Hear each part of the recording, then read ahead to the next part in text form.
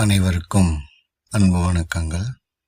இன்னைக்கு நாம் பார்க்க இருப்பது ஒரு விஷயத்தை பற்றி தெரிந்து கொள்ளுதல், அதை அறிதல் அப்படின்னு சொல்கிறோம்.